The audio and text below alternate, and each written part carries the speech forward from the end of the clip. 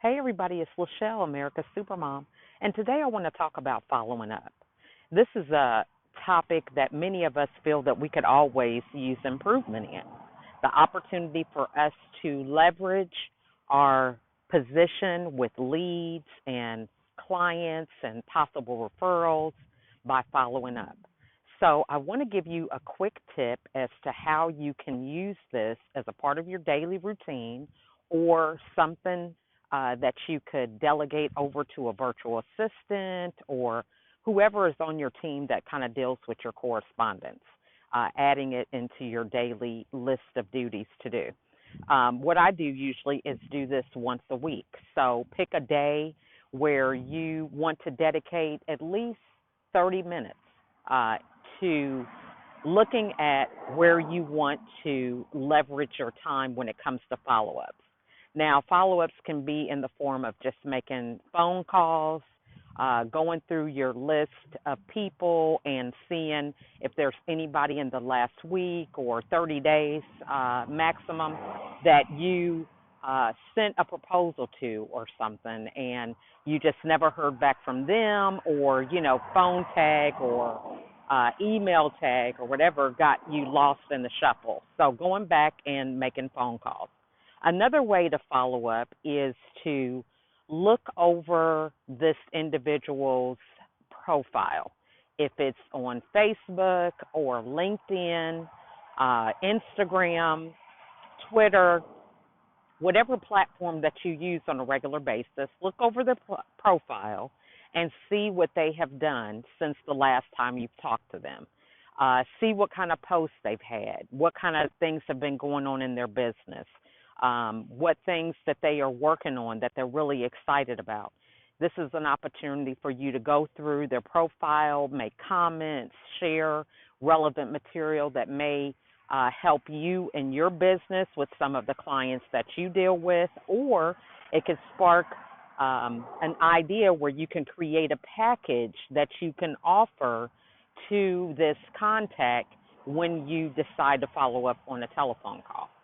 So just doing a little homework, kind of looking through their profile, seeing what holes may be there so that you can help to make their lives even better.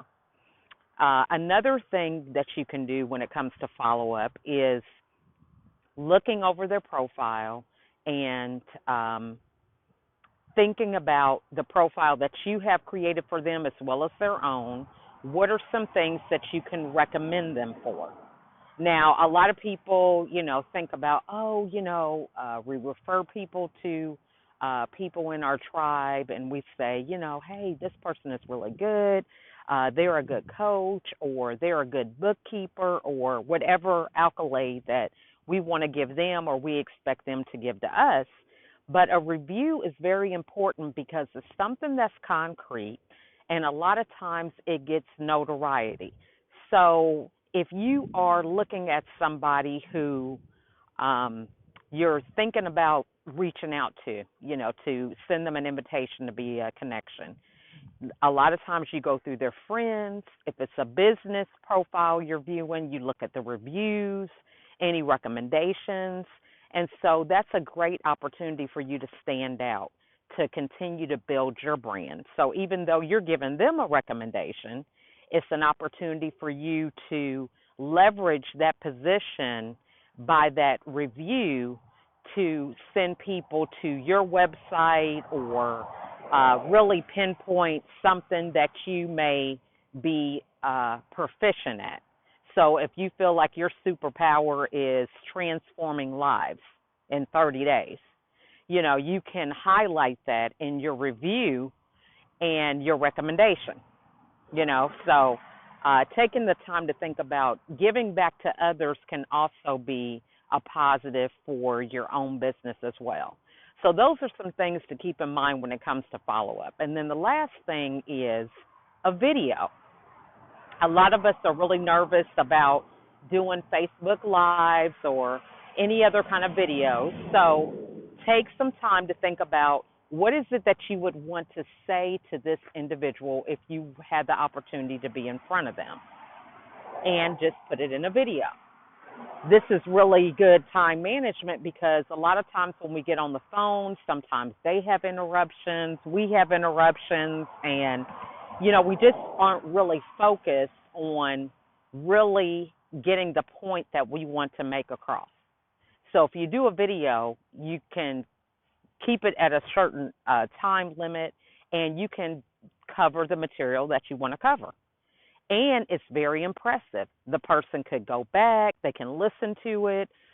You can give them more of a long winded, intentional type of message that will allow them to spark some creativity and move their business forward. So that's a few of the things that I wanted to tell you about follow up. So, in addition to just giving a simple phone call, going back, looking over their profiles, seeing if there's some information that you could share or you can like or whatever the case may be, and then using that information over their profiles to see if there's any products or packages that you can create prior to getting on the phone with them. So another thing is like if somebody is looking to expand their business, you notice this, they're going to be doing a launch, so if you're a coach, you might say, I have a stress-free boot camp for people that are launching books. It's limited to a certain number of people. I wanted to offer that to you because I see that you have a launch coming up. Just something that's going to help you make that transition a lot more smoother, help you think about things in a more larger picture instead of just where you are right now, and set up systems that are going to help propel you forward. So that's something that you could say if you were going to create a product for them when you gave them that call. And then another thing is to give them a review or a recommendation. This is very impressive, like through LinkedIn. They have quite an extensive different way that they allow those recommendations to be seen on a person's profile. So that's a great opportunity for you to leverage your position on that person's profile by giving them a recommendation. And then if it's a business page on Facebook, you can also do the same thing. And then lastly is creating a customized video for the individual.